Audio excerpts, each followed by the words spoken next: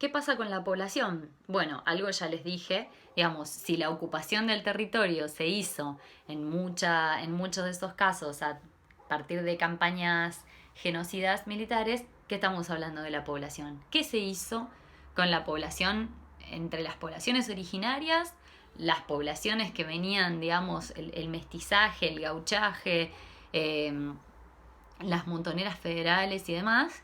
¿Qué se hizo con toda esa población que resistía al proyecto oligárquico dependiente? Bueno, directamente se las condenó al exterminio total, a quienes no agacharan la cabeza y pasaran a ser trabajadores del campo argentino, digamos.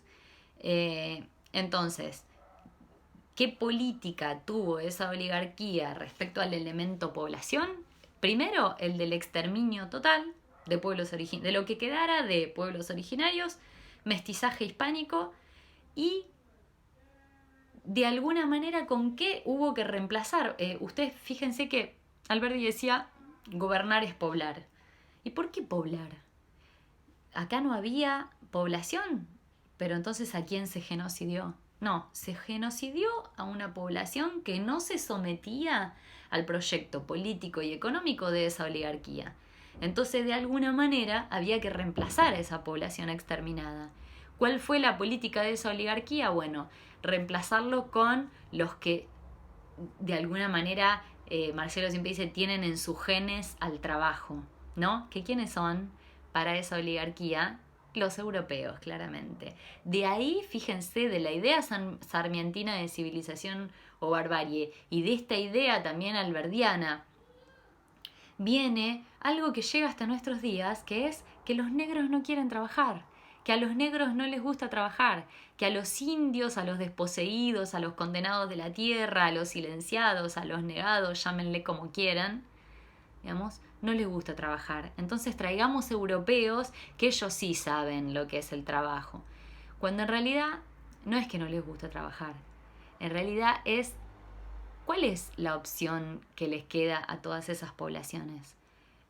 La condena a la miseria total. Entonces se rebelan contra ese proyecto que los excluye, que los condena a la muerte, ¿no? Que los condena a un trabajo miserable solamente por la subsistencia. Entonces, de alguna manera, se rebelan contra un sistema injusto. No estamos hablando de la vagancia, ¿no? Dicho en términos actuales. Pero de ahí viene esta idea que cruza desde el siglo XIX hasta el siglo XX, llegando hasta el siglo XXI, de los negros vagos, planeros, que no quieren trabajar y que viven de los planes y que se embarazan por un plan.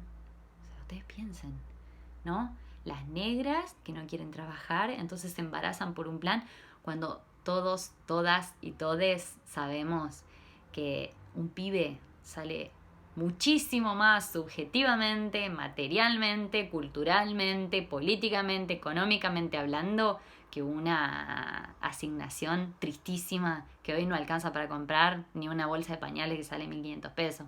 Bueno, digo, ni una bolsa de pañales. 2 bolsas, 3 bolsas de pañales. ¿Cuánto? Digamos, pero de ahí viene la idea de que no, los negros de acá, los nativos de acá no les gusta el trabajo, son vagos, los negros son vagos, traigamos a los europeos. Entonces se abren oficinas de promoción de la inmigración, que en realidad esa oligarquía espera que sean los europeos del norte, porque uno cuando eso lo demuestra cuando uno va a analizar dónde se abrieron las oficinas argentinas para la promoción de la inmigración europea, y en realidad lo que terminaron viniendo fue europeos del sur, ¿no? Sobre todo, que venían, como dice Marcelo, escapándole a la escasez de ratas, digamos. Venían escapándole o al hambre o a la persecución política, como muchos o algunos de nuestros padres y abuelos y bisabuelos que han venido a Argentina, como por ejemplo el mío. No me gusta ser autorreferencial, pero estoy en mi casa, que venía escapándole por comunista, venía escapándole a la persecución fascista en Italia. Con lo cual, o le venían escapando, para romper todos los lazos con tu tierra de origen, en este caso el abuelo que cito, por ejemplo, llegó a Argentina, no sabía hablar español y a tal nivel había roto los lazos con su nación de origen que eligió no hablar nunca más para no hablar el italiano. Y fue de a poco aprendiendo, digamos, el español, pero estuvo años sin hablar porque apenas salió de Italia nunca más quiso volver a hablar italiano. Imagínense cómo uno tiene que, digamos, qué es tan grave lo que tiene que suceder que uno rompe todo lazo con la tierra de origen, ¿no? Con la cultura de origen, con la lengua de origen. Entonces, o le venían escapando al hambre o le venían escapando a la persecución política. Esos fueron en general los inmigrantes europeos, o en su gran mayoría, que llegaron a Argentina. Con lo cual, esa oligarquía se encontró con una población súper heterogénea, ¿no? Que era poblaciones, lo que quedó de las poblaciones originarias, lo que quedó del gauchaje, el mestizaje hispánico y la inmigración europea que venía de distintos países y no solamente de distintos países. Incluso, por ejemplo, todos los italianos que venían hablando distintos idiomas porque hasta entrado el siglo XX el toscano no fue la lengua oficial italiana, con lo cual venían con distintas historias, hasta distinta lengua, distintas culturas, distintos antepasados y distintas nacionalidades fundamentalmente. Y en esta tierra no existía la nacionalidad argentina. De alguna manera, la nacionalidad que existía de los nativos y el mestizaje hispánico, en todo caso era una nacionalidad americana, suramericana, latinoamericana, como quieran. Con lo cual, lo que se plantea de esa oligarquía son políticas de homogeneización de esa población para forjar una nacionalidad argentina, ¿no? Para que se sintieran argentinos. ¿Y acaso ese fue el germen de su propia destrucción? Parafraseando a Marx, digamos, el propio enterrador del proyecto oligárquico fue esta idea de que fue unas políticas de asimilación que tuvieron sus frutos muy importantes. Digamos, ¿acaso es lo que uno podría plantear como un acierto de la oligarquía, que se planteó políticas de homogeneización que tuvieron sus resultados y de asimilación de extranjeros que tuvieron sus resultados? Porque de hecho pensémonos a nosotros mismos. Muchos de nosotros somos primera, segunda generación de nacionales o tercera generación de nacionales.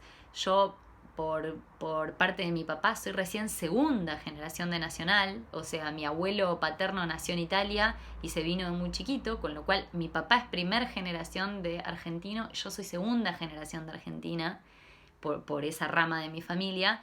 Sin embargo, me siento absolutamente argentina y cero italiana, cero. No sé, si mi viejo podía sentirse un poco más italiano que yo mucho menos. Digamos, de alguna manera esas políticas de Marcelo siempre dice, ¿se acuerdan cuando en Francia incendiaban, de repente había oleadas que salían a incendiar autos y después decían, bueno, fueron los inmigrantes? En realidad eran tercer, cuarta generación de familias nacidas en el propio territorio francés, aunque vengan sus antepasados, no sé, de algún país africano.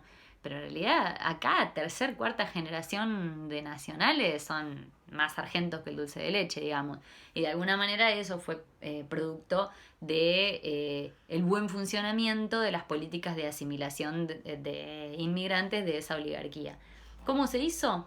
A través de la masificación de la escuela primaria y a través de la difusión, a través de la escolarización primaria de una historia oficial, que es la historia escrita por Mitre.